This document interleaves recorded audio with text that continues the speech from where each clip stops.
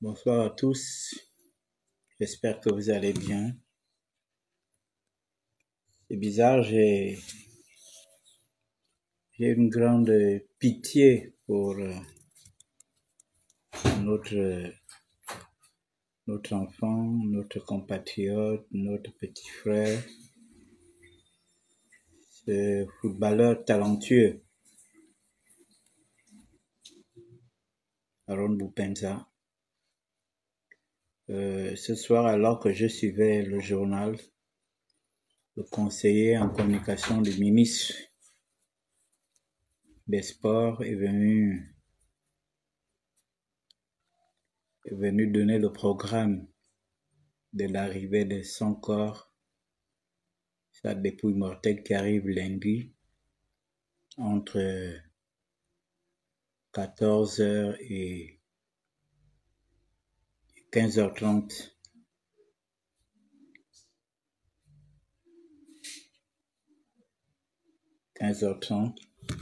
En provenance en provenance de Chine. Et ça se passera au fret. Et je crois qu'il y aura tellement de monde. C'est mieux de laisser uniquement la famille. C'est mieux de laisser uniquement sa famille. Si les Gabonais peuvent se mettre tout le long, parce que sa dépouille mortelle sera déposée à la morgue d'Ovendo. Je crois au CHU d'Ovendo. Il paraît qu'il y a maintenant une morgue là-bas. Donc sa dépouille mortelle va faire la traversée de l'aéroport du fret en passant par le lycée d'État charbonnage, échangeur de Nzanyon, plein ciel, Awenje, Fopi, Sogatol, Carrefour Yayi, jusqu'à Ovendo. Donc, voilà, je conseille aux Gabonais de se mettre tout le long de la rue. En partant de l'aéroport jusqu'au CHU. Nous devons acclamer ce vaillant héros. Nous devons acclamer notre fils, notre frère, notre enfant.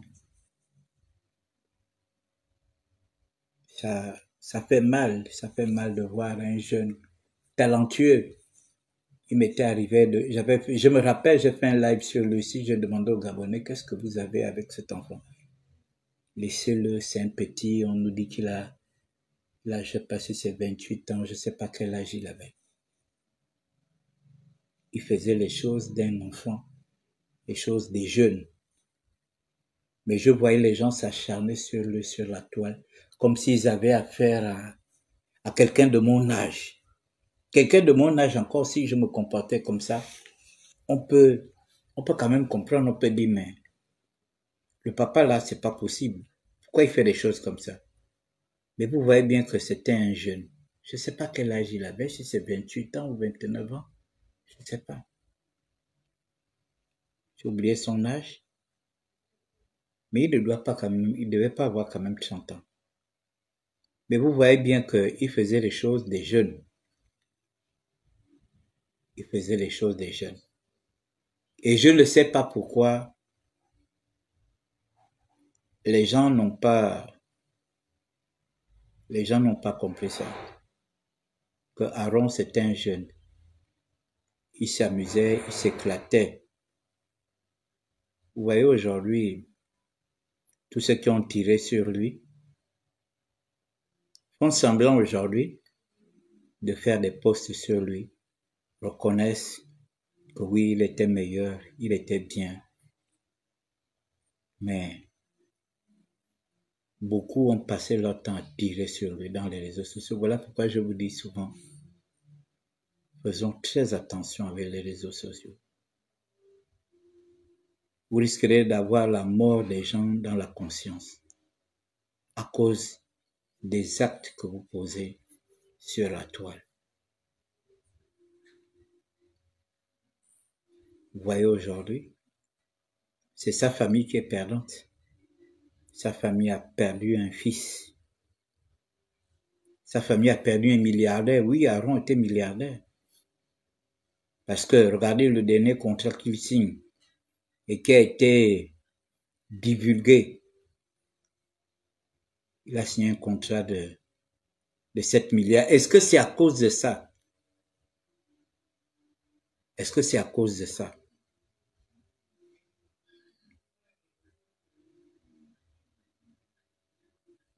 qu'ils ont fini avec lui? J'apprends que son ami, qui était allé, il paraît qu'il est revenu, et qu'il aurait flashé le téléphone d'Aaron.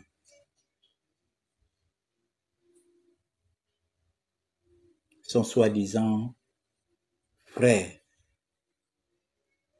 Son soi-disant frère. Quand j'avais fait un post sur lui ici, je suis allé même jusqu'à TikTok pour faire pour faire un live sur lui. Que ce gars-là, il est trop suspect. Aaron est resté 5 mois seul. Il joue au ballon. Il n'a pas eu de problème. À peine ce gars arrive, 1 mois, Aaron a des problèmes. Aaron se tue. Si on peut appeler ainsi.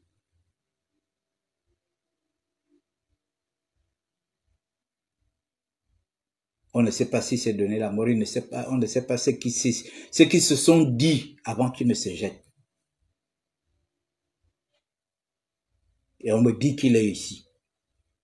On ne sait pas s'il est même encore ici au Gabon.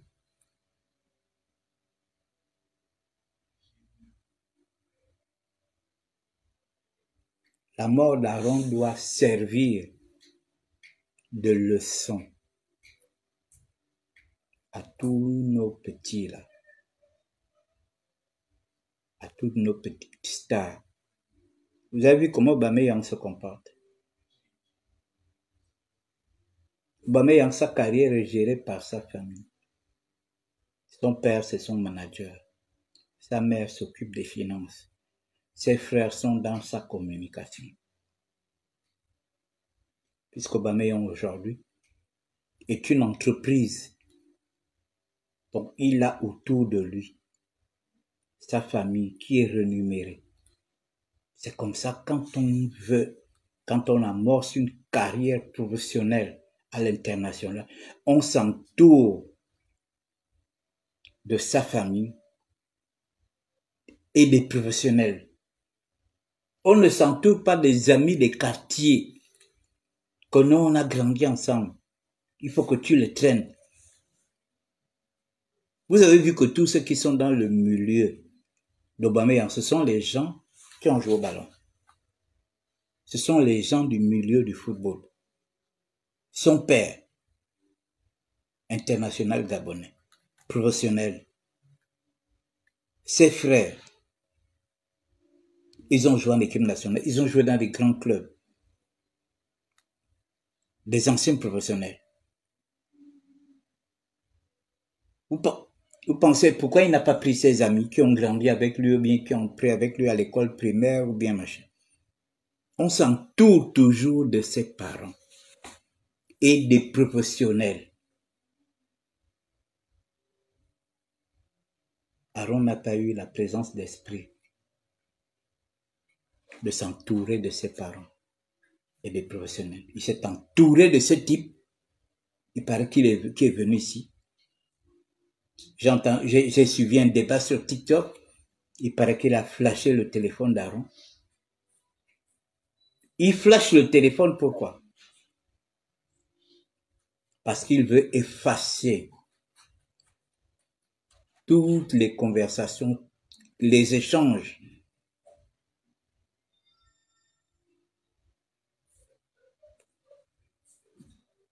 J'entends des gens dire que oui, Aaron l'aurait construit des maisons Aaron l'aurait acheté des voitures.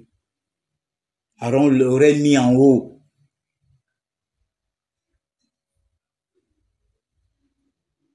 Et voilà aujourd'hui. Il rentre au Gabon, il vient flasher le téléphone. Ou bien il a flashé en Chine, je ne sais pas. Parce qu'il veut cacher toutes les informations qu'il y avait dans ce téléphone-là. Qu'à cela ne tienne, le corps d'Aaron arrive lundi. Mobilisons-nous. Mobilisons-nous afin de rendre un hommage mérité. Si c'est lui qui a fait ça, il faut qu'il voie comment nous allons accompagner notre fils. Il n'a jamais été hors jeu. Il n'a jamais été hors jeu. Aaron Boupenza n'a jamais été hors jeu. Donc, mettons-nous, si on ne peut pas aller à l'aéroport, mettons-nous sur la route de l'aéroport jusqu'à, comment on appelle, jusqu'à au CHU. Passez une bonne soirée et que Dieu nous garde.